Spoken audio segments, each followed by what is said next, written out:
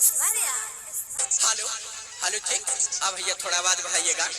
जी हाँ मेरे दोस्तों, हर साल के भांति इस साल भी नवयुवक सरस्वती पूजा समिति आप लोगों का हार्दिक अभिनंदन करती है और करती रहेगी। तो उठाइए दोनों हाथ और प्रेम से बोलिएगा सरस्वती माता की जय, सरस्वती माता की जय।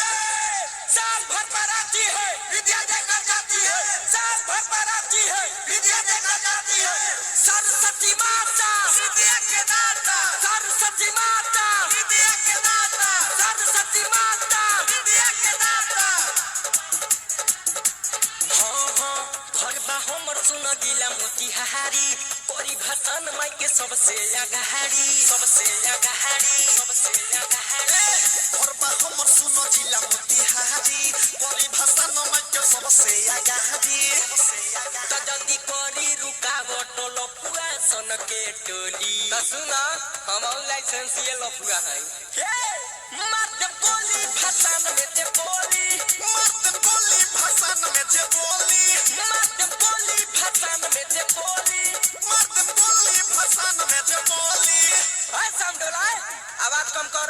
हाँ एक आवश्यक सूचना, मेरे समिति के जितने भी सदस्यगण हैं, अगर मेरी आवाज को सुन रहे हैं तो सबसे पीछे एक लड़का ब्लू टी शर्ट पहना हुआ है और सामने वाले जो छत पे लड़की है उसको लाइन मार रहा है। तो उसको पता नहीं है कि ये लफुआ का भाषा निकला हुआ है। बोल दो सिस्टम में रहे गाना बाजी भोजपुरी, तबे नुगादा खूबे बूढ़ी, सभे कमर लटकाई, केहू के होई ना मजबूरी, केहू के होई ना मजबूरी। सुनो गाना बाजी भोजपुरी, तबे नुगादा दाऊरी, सभे कमर लटकाई, केहू के होई ना मजबूरी। कौनो गली मोहल्ला ना बहची, होई भाषा न इतिहास जागी रहची।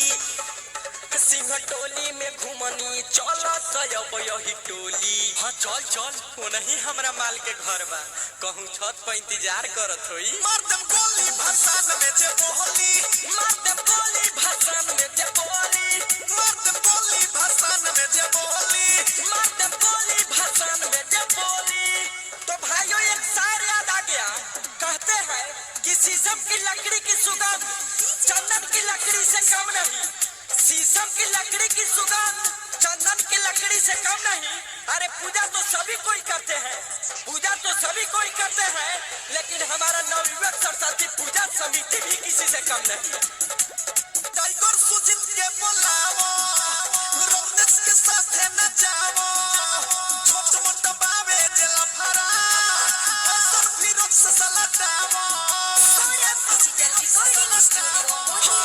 टाइगर सुजीत के बुलावो, रोनेश के साथ नचावो, छोट मोट बावे जला फरा, किसन सुधीर से सलटावो।